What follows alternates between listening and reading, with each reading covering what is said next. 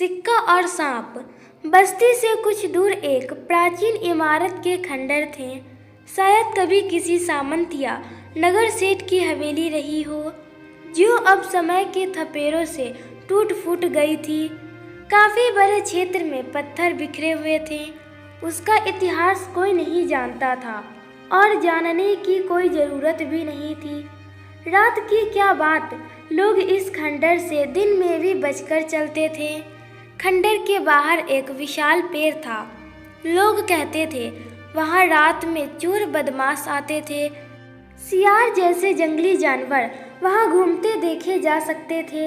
लेकिन एक रात लोगों ने खंडर की ओर से आती आवाज़ सुनी और चौंक गए। न जाने कौन भजन गा रहा था। सबको उत्कंठा हुई। सुबह देखा, पेड़ के नीचे एक साधु बाबा ने धुनी जमा रखी है। जल्दी ही पूरी बस्ती में यह खबर फैल गई। उस दिन पहली बार खंडर के भाग जागे। बस्ती वालों ने साधु बाबा से कई बार प्रार्थना की, महाराज आप बस्ती के मंदिर में चलकर आसन लगाएं। पर साधु बाबा हमेशा मना कर देते, कहते मैं यहीं ठीक हूँ। यदि तुम चाहो तो रात के समय खंडर के किसी भी कोने में एक दीपक जला देना। साधु बाबा के कहने पर खंडर के हर कोने में दीपक जला दिए गए। धीरे धीरे खंडर ने एक पवित्र मंदिर का रूप ले लिया। यूं ऊपर से उसमें कोई परिवर्तन नहीं आया था, किंतु अब वहाँ रात को भी अंधेरा नहीं रहता था। धूप अंधेरे में खंडर हल्के प्रकाश में चमकता। अब उस बस्ती के ही नहीं, दूर दूर से लोग वहाँ पहुँचने लगे। रविवार के दिन तो वहाँ मेला सा लग जाता। एक रोज बस्ती का माना हुआ बदमाश सिक्का भी भीड़ में दिखाई दिया। वह कुछ दिन पहले ही जेल से छूटकर आया था। चोरी ठगी के न जाने कितने मुकदमे चल रहे थे उस पर। एक मुकदमे में सजा काटकर आता तो फिर कुछ कांड कर देता और दोबारा जेल के सिंह-खचों के पीछे दिखाई देता।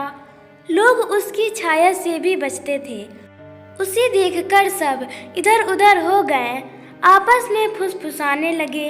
सिक्का ने साधु को नमस्कार किया और चला गया। उसके जाने के बाद लोगों ने साधु बाबा को सिक्का की करतूतें बताई। सुनकर बाबा मुस्कुरा उठे। लोग चाहते थे कि बाबा सिक्का को वहां न आने दे। बाबा ने कहा, ईश्वर की बनाई दुनिया में अंधेरे और उजाले की लड़ाई हमेशा रहती है। मैं यहाँ कोई बंधन नहीं लगा सकता। लोग चुप रह गए, पर उनके मन में आशंकाएं पलती रही। होली के दिन विशेष उत्सव मनाया गया। दूर दूर से लोग आए। पहले भजन कीर्तन, रंग गुलाल और फिर भोजन का कार्यक्रम था। एकाएक वहाँ एक औरत चीखने लगी, बाबा मेरा गलहार चोरी हो गया। इधर उधर ढूंढा गया, पर हार का पता नहीं चला। किसी ने कहा हार मिलने से रहा, अब तो यहाँ सिक्का चक्कर मारने लगा है। जो ना हो जाए काम है। एक उस दिन यही चर्चा होती रही। सब सिक्का को कोस रहे थे। थोड़ी देर बाद सिक्का वहाँ दिखाई दिया। उसने साधु बाबा के चरण छुए और हाथ जोड़कर बैठ गया। लोग कहने लगे, देखो कैसा बगुला भगत बना बैठा है, जरूर इसी ने हार उड़ाया है। सिक्का के जाने के बाद भक्तों ने मिलकर बाबा से शिकायत की। वे चाहते थे बाबा कोई उपाय करे। साधु महाराज ने कहा, सिक्का चोर है, इसका मतलब यह तो नहीं कि हार उसी ने चुराया है। तो फिर कहाँ गया? इस पर बाबा मौन हो गए, आंखें मूंद ली। हार का पता नहीं चला। सिक्का उसी तरह साधु बाबा के पास आता रहा। कुछ समय बाद फिर समारोह हुआ। बाबा को खंडर में आए 1 वर्ष पूरा हो गया था। भीड़ जमा हुई। बाबा पेड़ के नीचे बैठे प्रवचन कर रहे थे।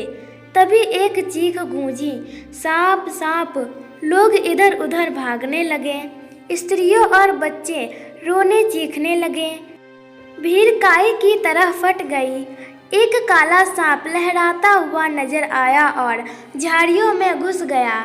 एक आदमी चीख उठा, बाबा, मुझे सांप ने काट लिया, मैं मरा।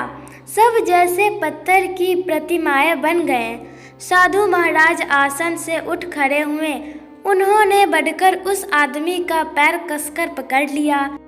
पिंडली पर सांप कांटे का निशान दिख रहा था। फिर साधु बोले, कोई जल्दी से डॉक्टर को बुलाओ। बाबा इतने बड़े संत हैं, कुछ कीजिए, मंत्र से विष उतार दीजिए। कुछ लोग घबराकर बोले, मैं जादूगर नहीं, भगवान का तुच्छ सेवक हूँ, तुम जैसा हूँ, समय मत गवाओ, जल्दी जाओ। साधु बाबा ने क्रोध से कहा। तभी भीड़ को चीरकर सिक्का आगे बढ़ आया। उसने कहा, डॉक्टर के आने तक तो बहुत देर हो जाएगी, और अपना मुंह सांप काटे स्थान पर टिकाकर चूसने लगा। वह चूसता जाता, थूकता जाता। दोनों और लोग तमाशबीनों की तरह खड़े थे। रोगी को अस्पताल ले जाया गया। 2 दिन में वह आदमी स्वस्थ हो गया जिसे सांप ने काटा था। कई दिन तक सिक्का की भी तबीयत खराब रही, लेकिन इससे आगे कुछ पता नहीं चला, क्योंकि उसी रात पुलिस उसे पकड़ कर ले गई। दिन में उसने कहीं से माल चुराया था, पुलिस उसके पीछे थी। बाद में लोगों ने साधु महाराज से कहा, महाराज, हम आपसे न कहते थे कि सिक्का पक्का चोर है। देख लीजिए, आज फिर पकड़ा गया। हार भी उसने चुराया होगा। बाबा धीरे से हंस दिए, बोले, हो सकता है चुराया हो। सिक्का बुरा आदमी है, उसके मन में अंधेरा है, लेकिन कहीं उजाले की नन्ही किरण भी है।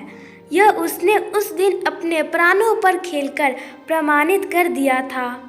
हो सकता है जेल से छूटकर वह फिर चोरी करे और पकड़ा जाए, लेकिन मेरा विश्वास है वह मन के अंधेरे से लड़ रहा है। उम्मीद करते हैं आप लोग को मेरी छोटी सी पेशकश पसंद आई होगी। इस कहानी पर आपकी क्या प्रतिक्रिया है हमें कमेंट करके जरूर बताइए। कहानी पसंद है तो लाइक और शेयर करना बिल्कुल ना भूलें। चैनल पर नया है तो चैनल को सब्सक्राइब जरूर कीजिए। कहानी सुनने का आपका बहुत बहुत धन्यवाद। जय हिंद, जय भारत।